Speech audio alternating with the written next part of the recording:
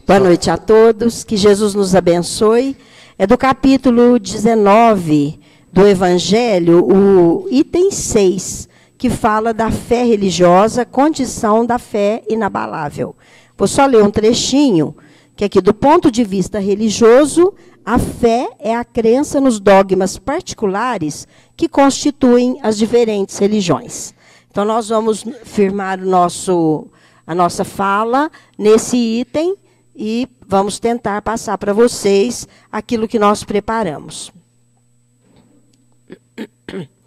Vinde a mim, todos vós que andais em sofrimento, e vos achais sobrecarregados, e eu vos aliviarei. Tomai sobre vós o meu jugo, e aprendei de mim, que sou manso e humilde de coração, e achareis descanso para as vossas almas. Porque o meu jugo é suave, meu fardo é leve. São palavras de Jesus. Diante da dor, buscar Jesus. Diante do sofrimento, diante das tribulações, buscar Jesus. Porque todos os sofrimentos, as misérias, as decepções, dores físicas, morais, encontram consolação na fé no futuro. E Jesus falou de um futuro. Ele falou, meu reino não é deste mundo. Ele falou, quem crê em mim viverá. Quem crê em mim não morrerá. Então, a proposta de Jesus era sempre direcionada a além desta vida. Para uma dimensão além dessa vida física, que transcende ao túmulo, que supera o tempo, que vai além daquilo que nós vivemos nesse mundo imediato. E o Cristo veio ensinar aos homens e oferecer essa consolação sobre aquele, ao contrário, que acha que a vida material é o mais importante, que nada espera além dessa vida. Essas palavras de Jesus não teriam sentido, porque a pessoa acreditaria que tudo acaba, né? Então, não pesa, não encontra nenhuma esperança para abrandar a sua amargura. Ele sofre e não sabe da necessidade desse sofrimento ou da lógica desse sofrimento, né? Por isso que Jesus veio a dizer, né? Esse é o jugo de Jesus. O domínio é leve, porque quando estamos com Jesus, vamos conseguir superar essas dificuldades. E lembrando, então, o que diz Emmanuel, cada qual se encontra hoje no lugar certo, com as criaturas adequadas e nas circunstâncias necessárias à tarefa que nos compete realizar, vinculada ao próprio merecimento. Então, ninguém que se lamente, eu estou sofrendo, porque nós somos os construtores da nossa vida. Nós somos os construtores da nossa felicidade ou da nossa infelicidade. Se passamos por dificuldades, são circunstâncias necessárias para o nosso aprimoramento, conforme aquilo que esse merecimento, todos merecemos ser felizes, sermos felizes, mas o merecimento significa o comprometimento, a necessidade que construímos e agora somos responsáveis por ela. Então, observemos que todos os encargos que ocupam, que acompanham a nossa existência, são atividades de alta significação para o espírito. São situações muito importantes para a criatura. São situações sempre em nosso benefício. Seja em casa, no trabalho, no grupo social, onde nos dedicamos a alguma tarefa, nós somos uma peça importante na estrutura geral. Nós somos uma peça que desfruta a possibilidade de criar, de agir, de colaborar, de fazer, sempre na elevação da própria vida. Nós estamos nessa tarefa. Essa é a finalidade da nossa encarnação.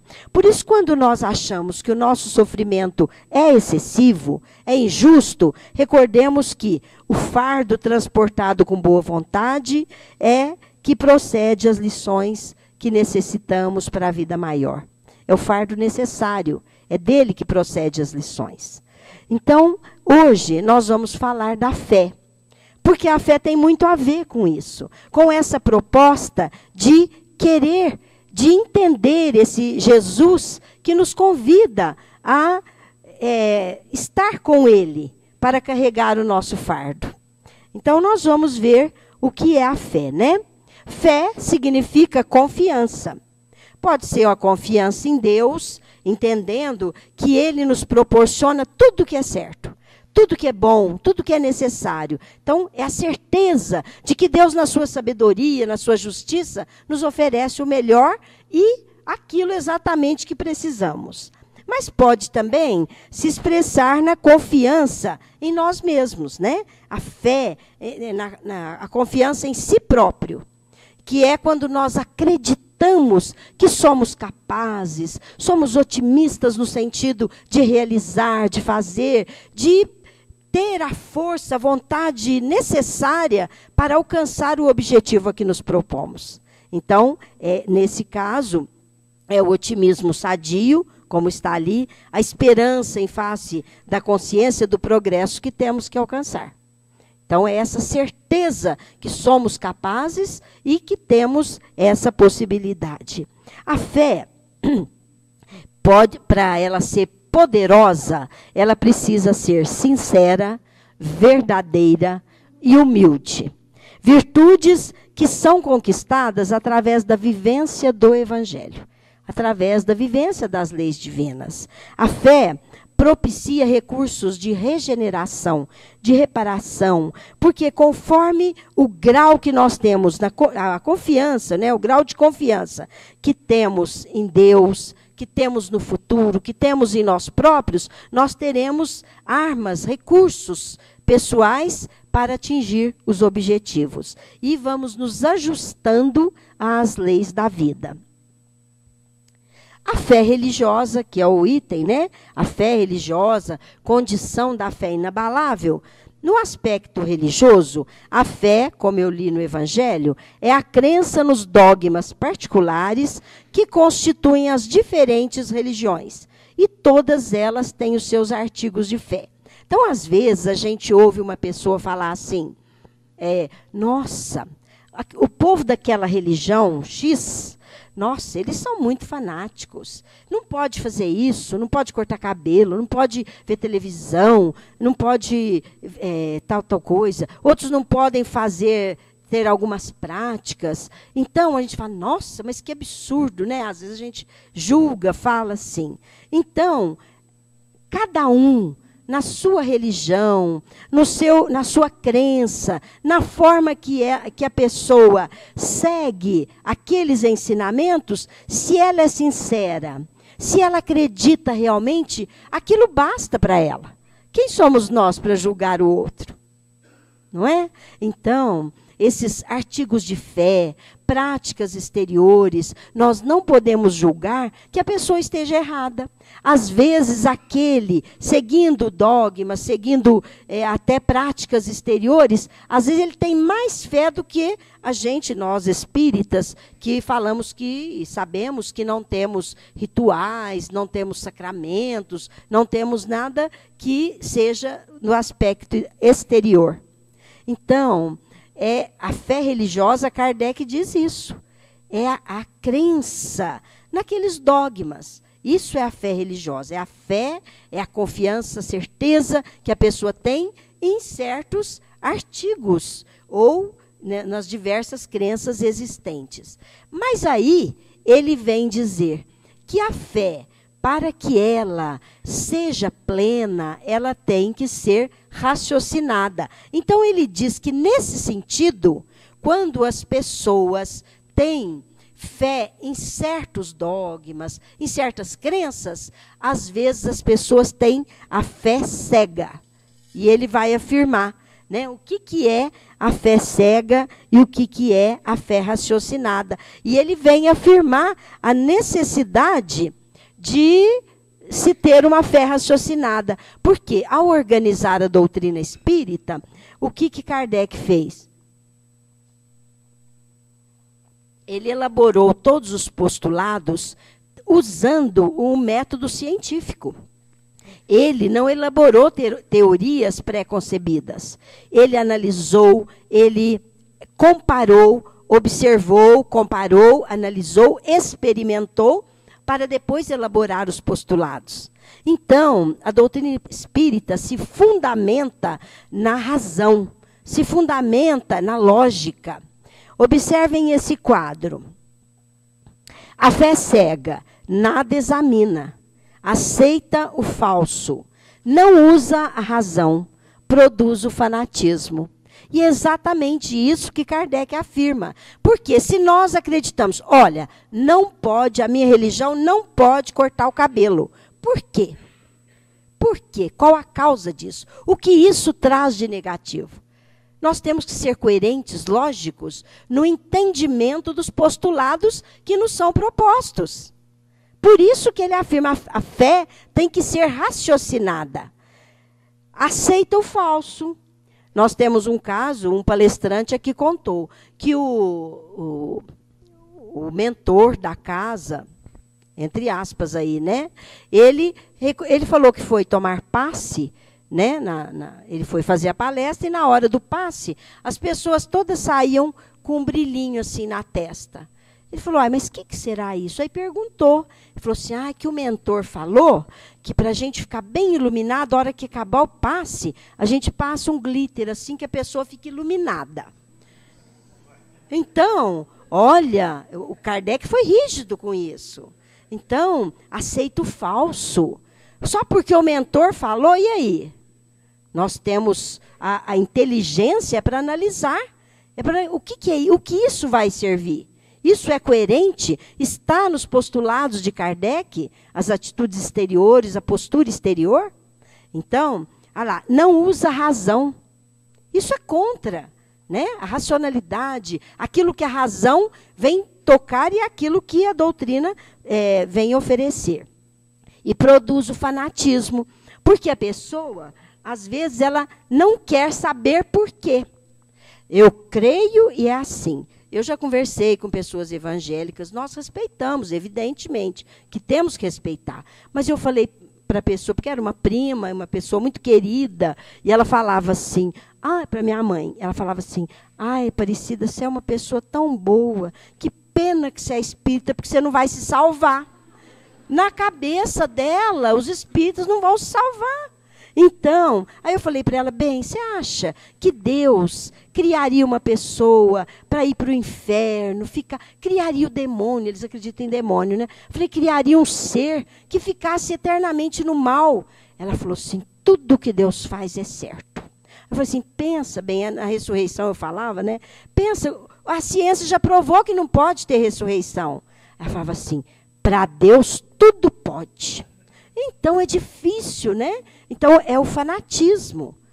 A pessoa não analisa, não olha com lógica. Então, a fé cega produz o fanatismo. O contrário da fé raciocinada, é Kardec que fala, apoia-se na lógica. Quer dizer, a coisa é coerente, eu posso aceitar, está fundamentada, analisa através da razão. Se aquilo não é racional, que está em desacordo com aquilo que a gente vê que é racional, que é coerente, eu não posso aceitar, né?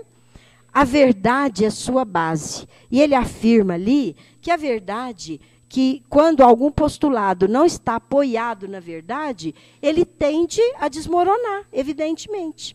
Em um momento ou outro, aquilo cai no descrédito, no descaso, e até a pessoa desacredita. Nós chegamos a desacreditar se a verdade não tiver na base do conceito, né?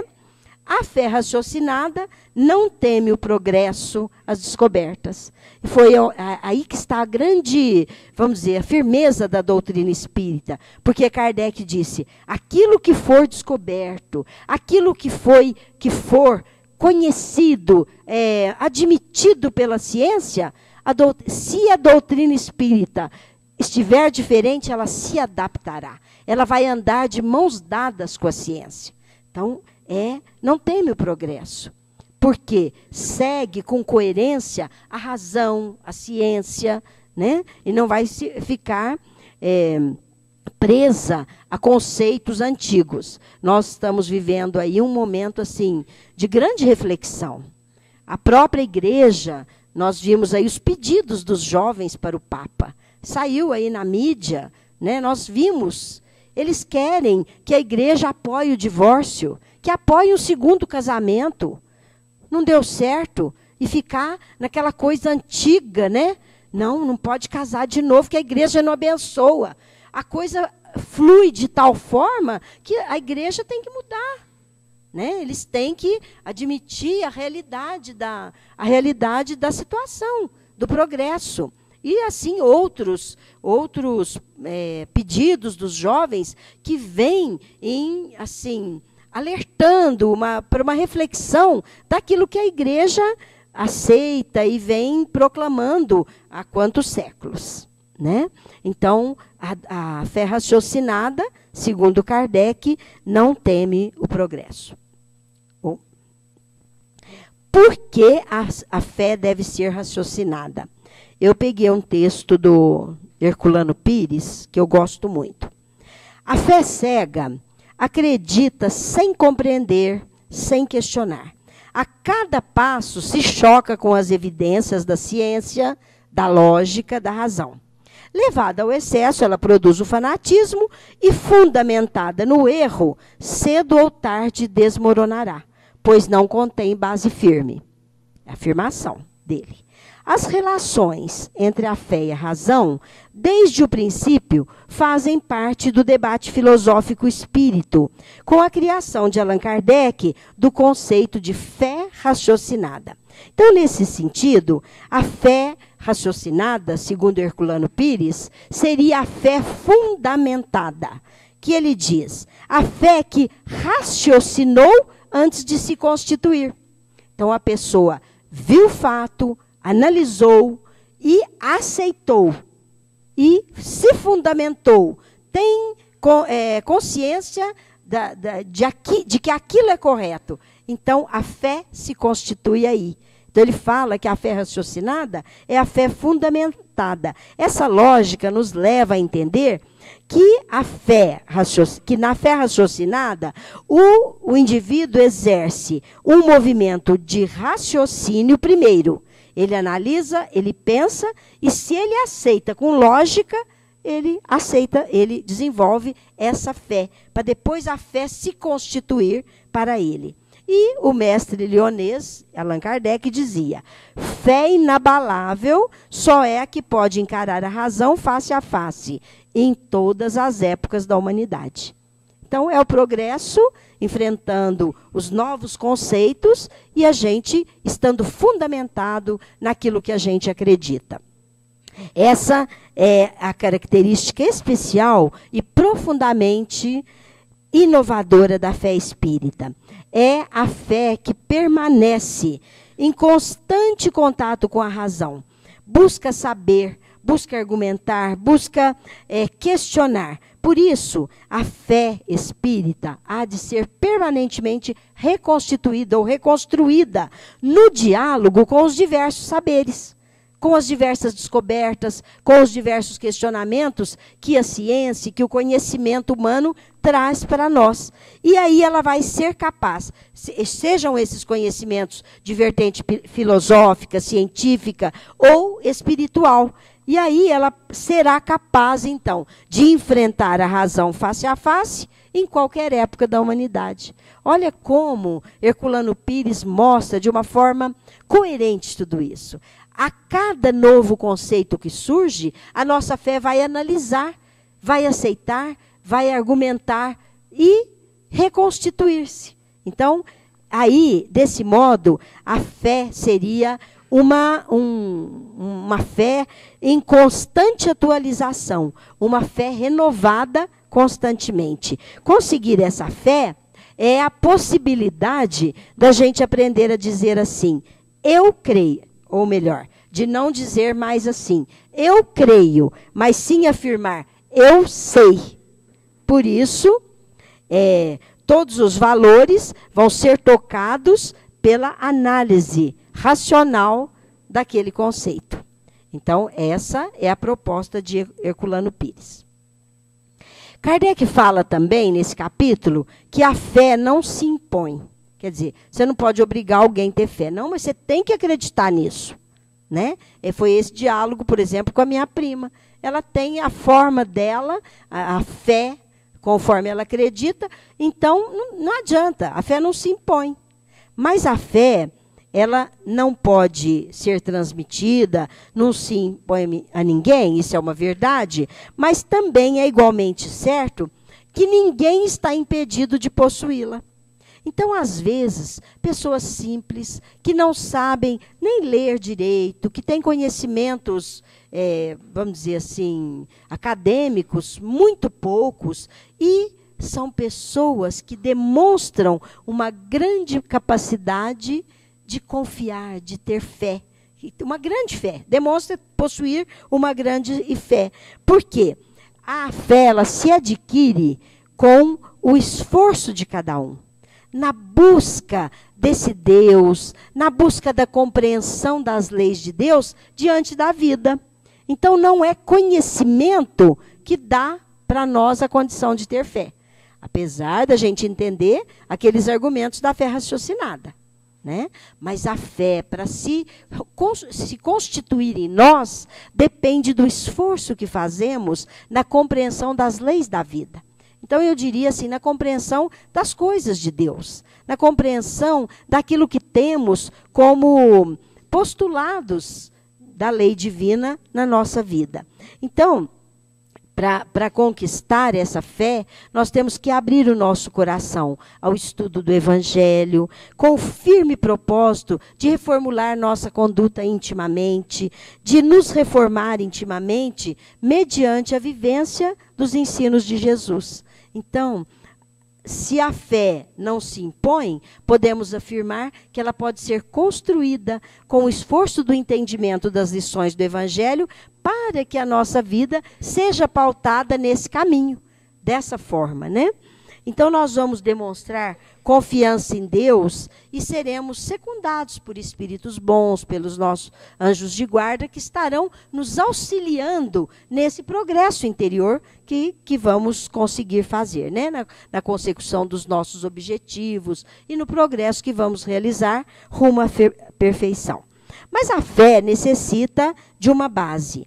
E a base é a perfeita compreensão daquilo que a gente acredita, daquilo que se crê, né? Daquilo que se deve crer. Então, para ter essa fé, não basta ver uma coisa, é preciso compreender essa coisa, compreender a lei, compreender os objetivos, os princípios daquilo que nós estamos buscando, né, na nossa vida.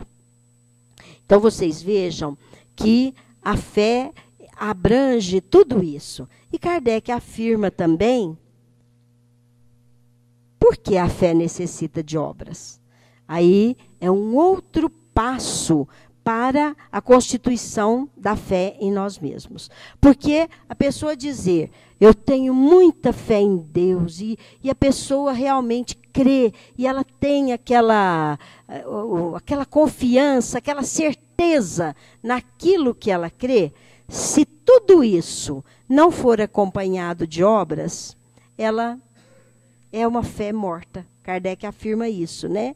Então, a fé necessita das obras, das ações, para que ela se torne verdadeira e eficaz. Porque a fé vai nos, vamos dizer assim, nos despertar sentimentos nobres para o bem, para as coisas boas. Então, é nela que vão se sustentar a esperança, a caridade. Então, precisamos de pôr isso em ação para que ela esteja completa, vamos dizer assim, para que ela se complete. Então, a fé, nesse ponto, quando nós conseguimos realizá-la através de ações, de obras, ela vai se tornar ativa e proveitosa. E ela vai realmente atingir o meu próximo. Então, ela vai estar mais ainda fundamentada naquilo que queremos possuir, né? Que é a fé verdadeira, a fé inabalável.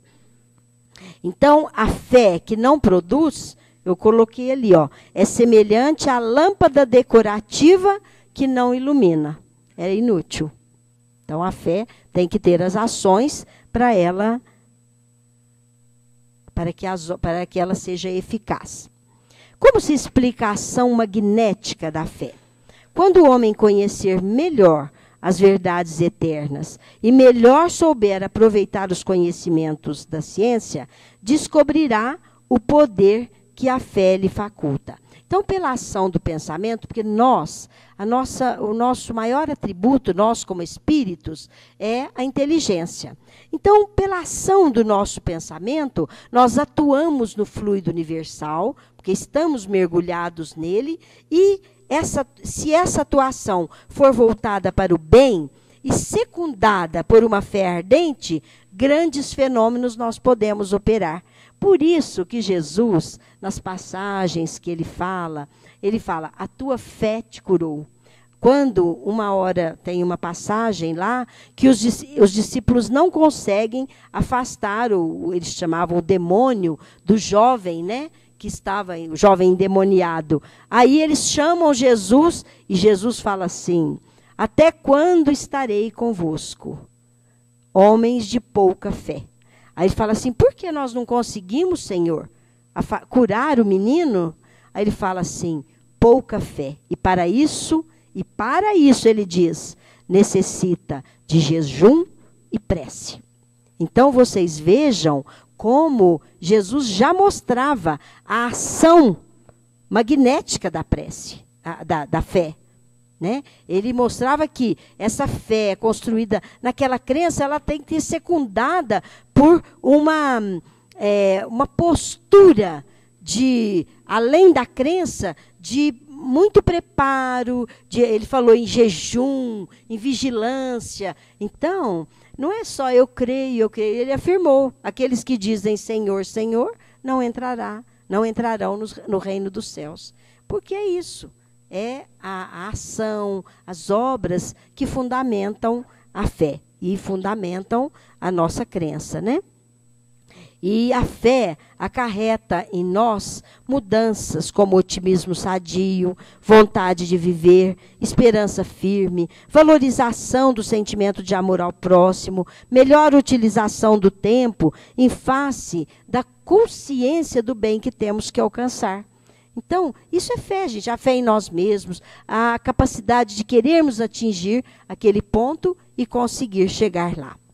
Tem uma história que muitos conhecem, só para a gente ilustrar, né?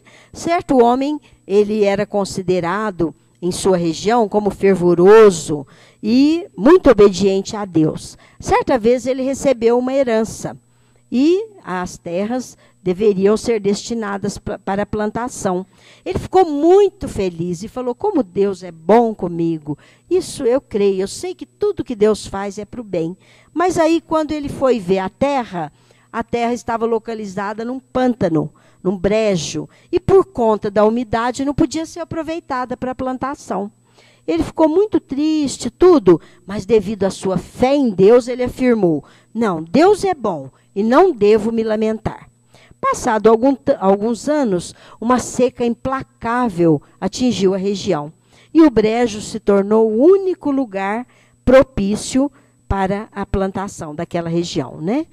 Aí, o que aconteceu? Passado algum tempo, ele ganhou um cavalo muito bonito. E ele ficou muito contente, porque o seu filho gostava muito do animal. Só que, quando o seu filho foi cavalgar, o rapaz caiu e quebrou o braço. E ele, então, pensou: puxa vida, né? Ficou muito triste. Mas, devido à sua fé, ele afirmou: Deus é bom e eu não devo me lamentar. Em seguida, passados alguns dias, todos os jovens da região foram convocados pelo governo para servir à pátria numa revolução. E o seu filho, por estar com o braço quebrado, foi dispensado. Então, sempre afirmando a crença que ele tinha, né? Foi então que o cavalo fugiu. O cavalo do homem fugiu. Aí, desapareceu nas matas, né, que circundavam a fazenda. Novamente, o homem ficou muito, muito triste, mas continuou afirmando: Deus é bom e não devo me lamentar. Passado algum tempo, o cavalo voltou e trouxe consigo uma égua selvagem muito bonita, e o homem ficou muito feliz, né? Então, nós já vamos concluindo.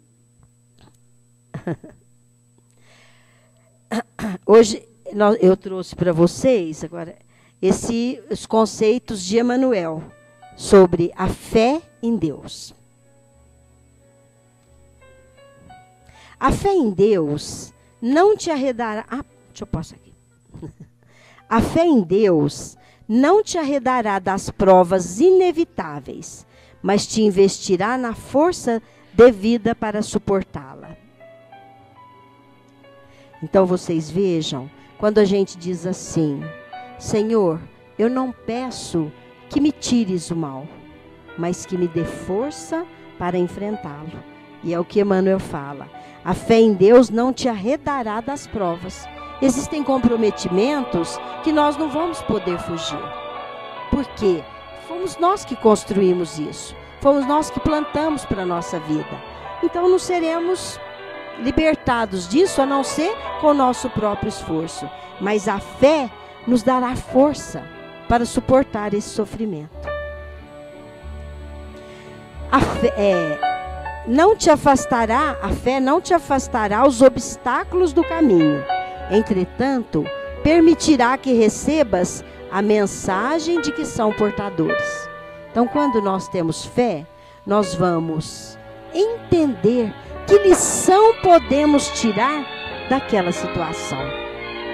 O que aquilo está sinalizando para nós compreendermos onde devo mudar. O que é importante para mim? O que aquilo está mostrando para mim que vai clarear mais o meu entendimento para esse caminho evolutivo. A fé não te livrará da enfermidade de que ainda precises.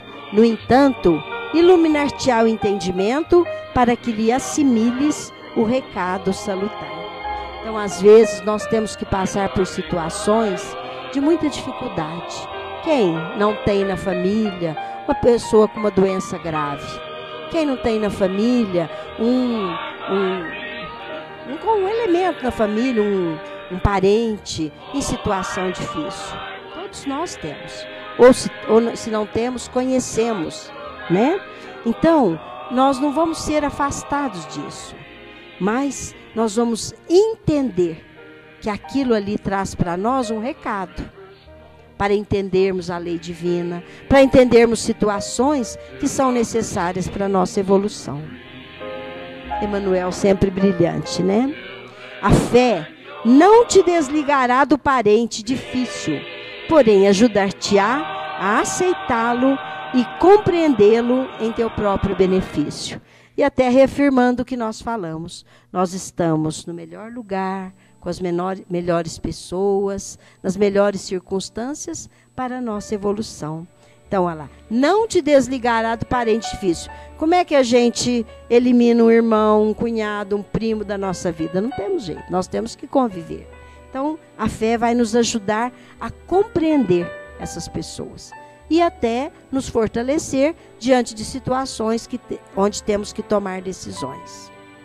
A fé em Deus não te mudará os quadros exteriores de luta, mas infundir-te-á paciência, a fim de que compreendas em todos eles os degraus de elevação de que necessitas para escalar os cimos da vida imperecível.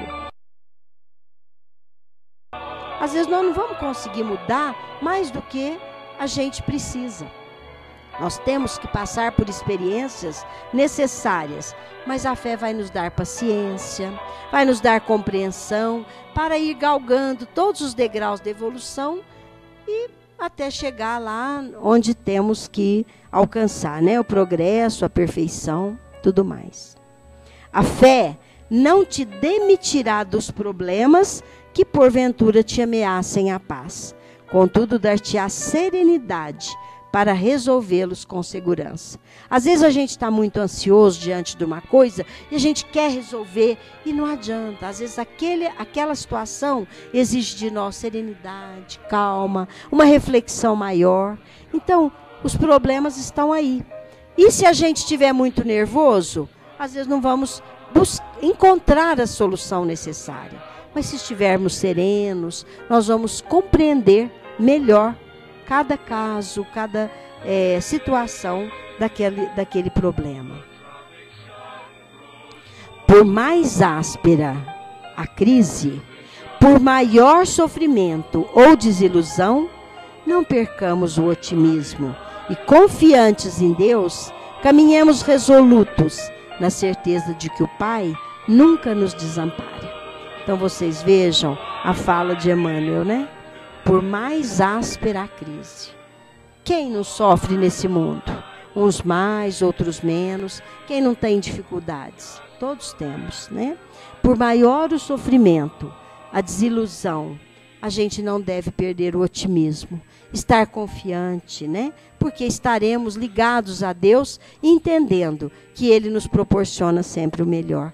E até referendando a prece inicial, né? Que fala, tudo passa, tudo passa. Então Deus não nos desampara. Que Jesus nos abençoe e gratos a todos pela atenção.